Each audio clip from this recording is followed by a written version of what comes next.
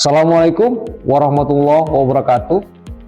Selamat pagi, salam sejahtera bagi kita semua. Perkenalkan, saya Doli Ervian Harahap, selaku manajer Kebun Merbu Selatan PT PN4 Regional 1. Pada video kali ini, saya akan membahas mengenai kepemimpinan untuk memenuhi tugas mengikuti PLDP 1 Angkatan ke-15 tahun 2024. Kita akan membahas beberapa topik dalam kepemimpinan yang antara lain: 1. Konsep kepemimpinan level 5. 2. Konsep change leadership. 3. Building talent.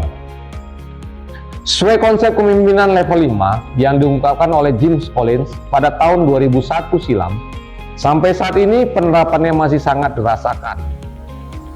Dikemukakan bahwa kunci penting yang memungkinkan perusahaan menjadi hebat adalah memiliki kepemimpinan level 5. Level 5 mengacu pada tingkat tertinggi dalam hierarki kemampuan eksekutif yang diidentifikasikan oleh James Collins selama penelitiannya.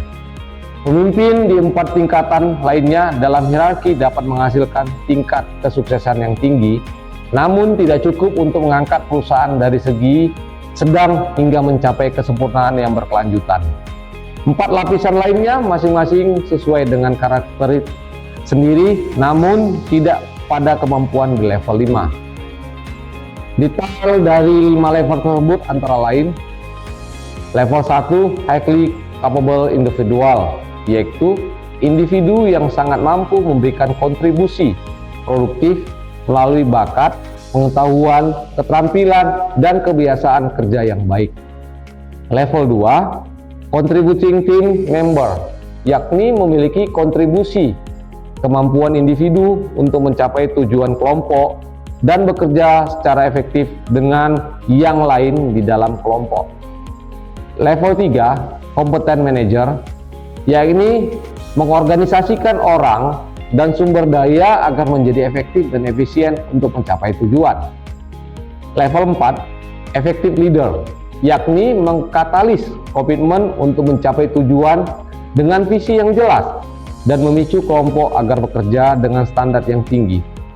Level 5, eksekutif, yakni membangun organisasi yang besar secara berkelanjutan melalui kombinasi antara pribadi yang rendah hati dan tekad profesional. Untuk topik yang kedua adalah change leadership. Change leadership merupakan sebuah gaya kepemimpinan yang menekankan pada pentingnya perkembangan dan kemampuan beradaptasi dalam tim atau perusahaan.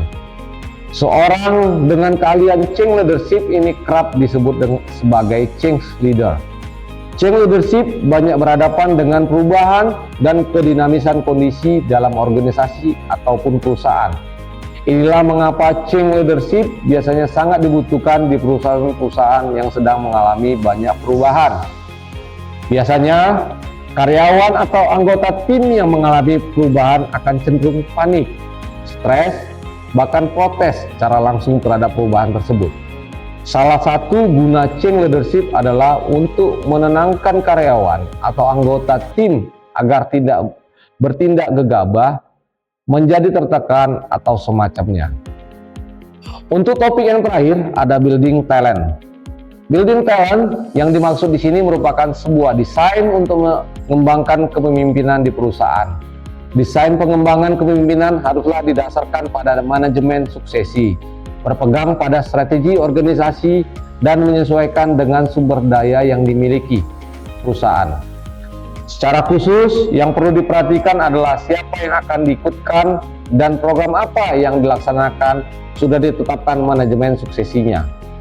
Dalam strategi pengembangan talent yang komprehensif, tim sumber daya manusia berkoordinasi dengan pimpinan eksekutif untuk menetapkan kompetensi inti yang diperlukan bagi karyawan lama dan baru.